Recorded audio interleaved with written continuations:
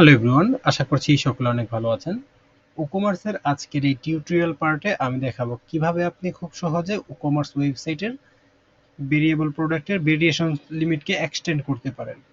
অর্থাৎ আমরা যদি একটি WooCommerce'ের প্রোডাক্টকে এডিট করি, তো এই ক্ষেত্রে আমরা যদি এটিকে ভেরিয়েবল প্রোডাক্ট হিসেবে সিলেক্ট করি, যদি এটি আমার ভেরিয়েবল প্রোডাক্ট হিসেবে অলরেডি সিলেক্ট করা আছে এবং আমি এই ভেরিয়েবল প্রোডাক্টের অ্যাট্রিবিউটগুলোকে যুক্ত করে নেব, তো এইখানে অলরেডি ইতিমধ্যে অনেকগুলো অ্যাট্রিবিউট অ্যাড করা রয়েছে এবং এই অ্যাট্রিবিউটগুলোকে আমরা এখন ভেরিয়েশন ক্রিয়েট করব। তো সেই ক্ষেত্রে আমরা যদি ভেরিয়েশন ক্রিয়েট করতে যাই এবং এখান থেকে যদি ক্রিয়েট অল ভেরিয়েশন, এইখান থেকে যদি অল অ্যাট্রিবিউটের জন্য ভেরিয়েশন নিয়ে ক্লিক করি, তো এই ক্ষেত্রে আমি দেখব এখানে আমাকে 50টি ভেরিয়েশন অ্যাড করতে দিচ্ছে।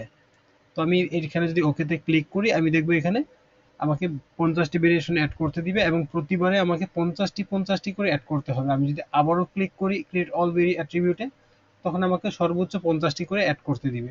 কিন্তু আমি চাইলে খুব সহজে ফাংশন wp-config.php তে একটি কোড ব্যবহার করে এই লিমিটটিকে এক্সটেন্ড করতে পারি। তো এটি কিভাবে করা যায়? তো এটি করার জন্য আমি এই ভেরিয়েশনগুলোকে ডিলিট করে দিচ্ছি এবং আমাকে একটি প্লাগইন ইনস্টল করতে হবে। যদি আপনার cpanel-এ লগইন অ্যাক্সেস থাকে, আপনি cpanel থেকে করতে পারবেন। আর যদি আপনার cpanel-এ লগইন অ্যাক্সেস না থাকে, তাহলে আপনাকে ফাইল ম্যানেজার নামে একটি প্লাগইন ইনস্টল করতে হবে। তাই আমি এখান থেকে ফাইল ম্যানেজার লিখে সার্চ করছি। ফাইল ম্যানেজার লিখে সার্চ করার পর আমি এখান থেকে এই ফাইল ম্যানেজার প্লাগইনটিকে ইনস্টল করে অ্যাক্টিভেট করে নেব।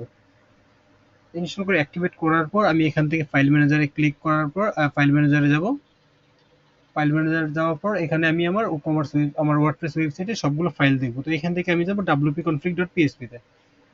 wp-config.php ফাইলটি আপনি চাইলে একটি ব্যাকআপ নিয়ে নিতে পারেন, ডাউনলোড করে রাখতে পারেন। তারপরে এখান থেকে আপনি রাইট বাটন ক্লিক করে এডিটে ক্লিক করবেন, কোড এডিটরে ক্লিক করবেন। কোড এডিটরে ক্লিক করার পর আমাকে এখানে একটি এডিট করার অপশন দিবে এবং এখানে আমি একটি কোড পেস্ট করব এবং কোডটি আমি আপনি যে কোনো পজিশনে পেস্ট করতে পারেন, তবে আমি এখানে WP ডিবাগের নিচে এই কোডটিকে পেস্ট করছি। এই কোডটি আমি আমার ভিডিও ডেসক্রিপশনে দিয়ে দেবো এবং এখান থেকে আপনি খুব সহজে ভেরিয়েশন লিমিট এক্সটেন্ড করতে পারেন। অর্থাৎ আমি এখানে 300 লিখেছি, তার মানে এখন আমি এক ক্লিকে 300 প্রোডাক্ট ভেরিয়েবল হিসেবে ভেরিয়েশন হিসেবে অ্যাড করতে পারবো। আমি যদি এটাকে 500 করে দিই, তাহলে আমি একসাথে 500 প্রোডাক্টকে ভেরিয়েশন হিসেবে অ্যাড করতে পারবো। এটিকে আমি সেভ করে ক্লোজ করে দিচ্ছি।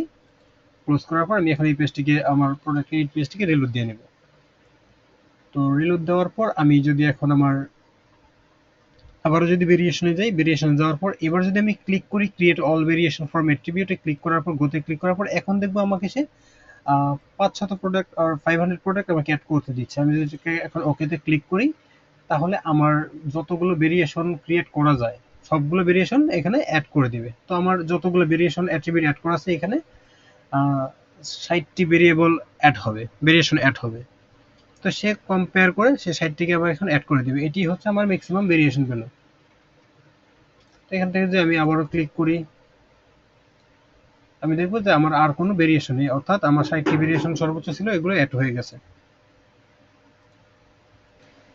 তো এভাবে আপনি চাইলে খুব সহজে WooCommerce'ের ভেরিয়েবল প্রোডাক্টের ভেরিয়েশন লিমিটকে এক্সটেন্ড করতে পারেন এবং এটি আপনাকে